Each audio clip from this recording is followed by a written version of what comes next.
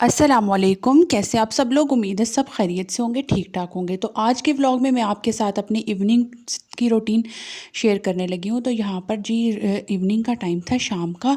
तो यहाँ पर असर के बाद का टाइम है, ठीक है। तो मैंने अज़हान को उठाया क्योंकि बाहर बच्चे वगैरह खेल रहे थे, उसका फेस वॉश करवाया और उसको मैंने ब्रश करवा के बाहर भेज दिया खेलने के लिए।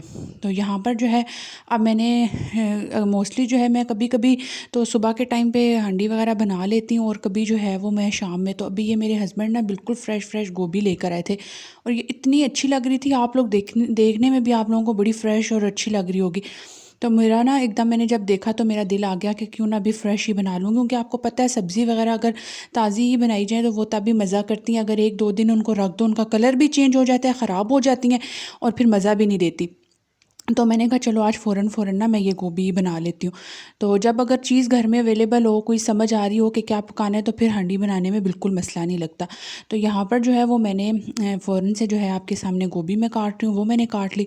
तो काफ़ी दफ़ा मैं आप लोगों के साथ मॉर्निंग से व्लॉग शेयर करती थी, लेकिन आज मैंने सोचा चलो इवनिंग से स्टार्ट करती हूँ, आपको अपनी और अज़हान की इवनिंग रूटीन भी बता देती हूँ। तो इवनिंग रूटीन में पहले तो मैं अज़हान को स्कूल से आता है ना, तो थोड़ी देर उसको मस्ट मैं घंटे डेढ़ के लिए सुला देती हूँ और उसके बाद फिर बच्चे वगैरह बाहर खेल रहे होते हैं स्ट्रीट में, फिर मैं उसको खेलने के लिए भेज देती हूँ और साथ साथ मैं अपना काम करती रहती हूँ, साथ साथ मैं खिड़की से उसको देखती भी रहती हूँ। तो यहाँ पर जो है वो मैं अब हांडी बनाने लगी थी। तो चलें थोड़ी सी आप लोगों को गोभी आलू की रेसिपी दे देती हूँ। यहाँ पर मैंने प्याज डाला मीडियम साइज़ के दो, और उनको हल्का सा जब वो ब्राउन हो गया मैंने उसमें टमाटर का पेस्ट बना के डाला। असल में आजकल के टमाटर ऐसे आए हुए हैं ना कि उनका छिलका, जिस कच्चे भी अगर उनको हम यूज़ करें ना उनका छिलका नहीं गलता। तो फिर मैंने उनको ना पेस्ट बना लिया और उसके बाद मैंने इसमें बस जस्ट नमक मिर्चें और हल्दी डाली है और थोड़ा सा ज़ीरा डाल के मैंने इसके साथ ही जो है ना मसाले की भुनाई करूँगी। और आलू मैंने काट के डाल दिए थे ताकि आलू पे अच्छा सा जो है ना वो कलर आ जाए, वरना आलू वाइट वाइट रह जाते हैं। और गोभी में आपको पता है अगर अच्छे से मसाला ना बना हो तो गोभी फीकी फीकी मज़ा नहीं देती।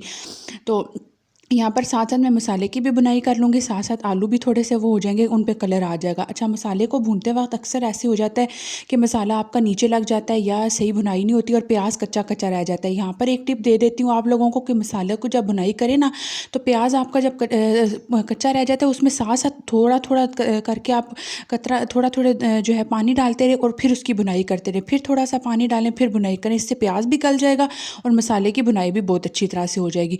ये बस यहाँ पर मेरा मसाला, तो यहाँ पर जो है वो मसाला वगैरह अच्छे से भुन गया था। मैंने उसमें गोभी ऐड कर दी, गोभी डाल के उसको थोड़ा सा दो तीन दफ़ा घुमाया है और फिर मैंने उसके अंदर थोड़ा सा पानी ऐड कर दिया। मैं उसको ना कुकर बंद कर दूँगी क्योंकि कुकर में ना बड़ी अच्छी गल जाती है। बहुत ज़्यादा पानी नहीं डाला, सिर्फ दो सीटी तक मैं उसको जो है वो करूँगी, कुकर को लगाऊँगी और उसके बाद जो है ना गोभी भी अच्छे से गल जाएगी, आलू भी गल जाएंगे और हमारी खड़ी खड़ी सी गोभी पकेगी। आप लोगों को मैं आगे दिखाती हूँ।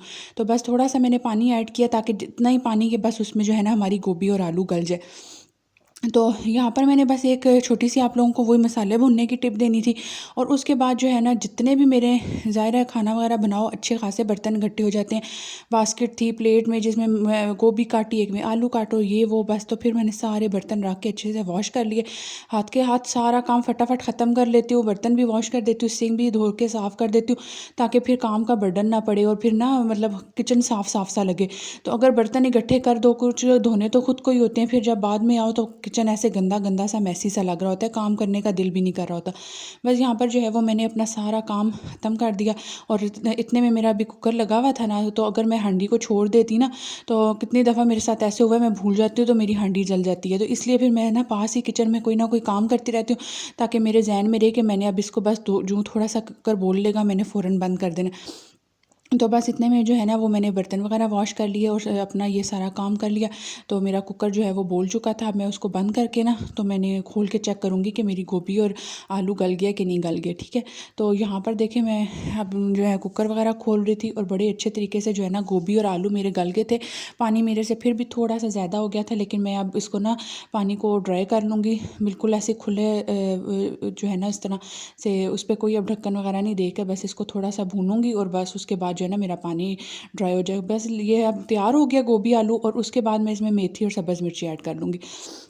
तो यहाँ पर जो है मैंने अब मोस्टली जो है काफ़ी दिनों से मैंने जो है वो शाम के टाइम पे कुकिंग स्टार्ट की हुई है, क्योंकि शाम का अब जो है ना दिन बहुत ज़्यादा छोटे होते जा रहे हैं ना, तो फिर दिन में आप घर के काम वगैरह करो वो करो तो टाइम ही नहीं बचता खाना बनाने तक कि जो है ना असर मगरिब की अज़ानें होना शुरू हो जाती हैं। अब असर भी इतनी जल्दी हो जाती है, तो फिर मैं अब कोशिश यही करती हूँ कि असर की नमाज़ के बाद ना मगरिब और असर के बीच इतना टाइम होता है कि मैं फ़ौरन से हांडी बना लूँ। इतने में अज़ान भी बाहर खेल रहा होता है, मुझे उसकी ड्यूटी तो मस्त देनी पड़ती है, मुझे थोड़ी थोड़ी देर बाद उसको जाके ना देखना होता है, तो फिर उसको भी देखती रहती हूँ, साथ साथ अपने काम भी ख़त्म कर लेती हूँ।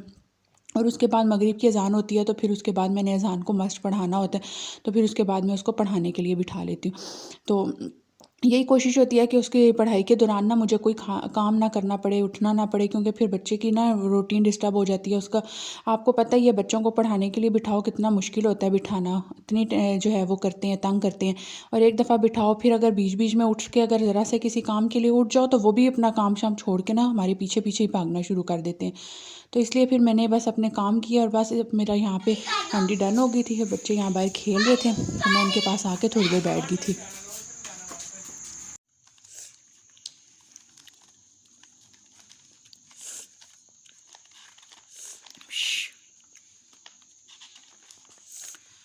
अच्छा जी, बेन फान स्टेशन आ रही है, चलो।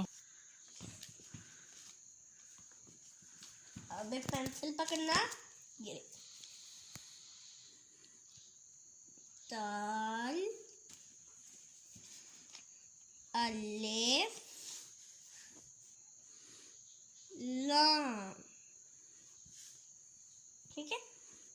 अब ये इधर होना, अब ये दाल लाइन के ऊपर अलिफ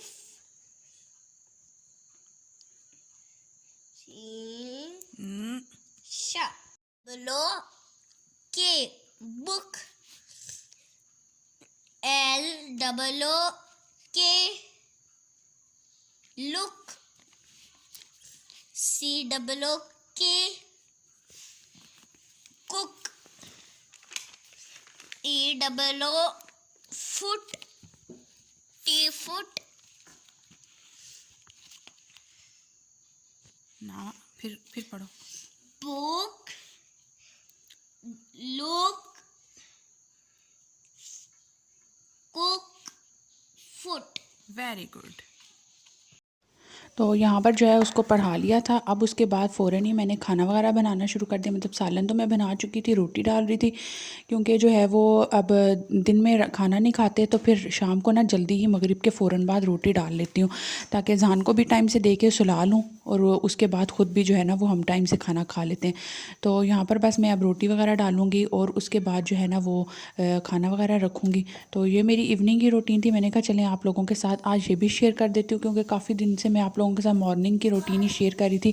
तो यहाँ पर बस मैं जहान के लिए जो है वो रोटी डाल रही हूँ और अपने लिए भी डालूँगी, और थोड़े से मैं अपने लिए लास्ट में चावल गर्म करूँगी। तो क्योंकि जो है वो तो चावल मैंने कुछ दिन क्या 1-2 दिन पहले बनाए थे, वो भी मेरे पास पड़े थे।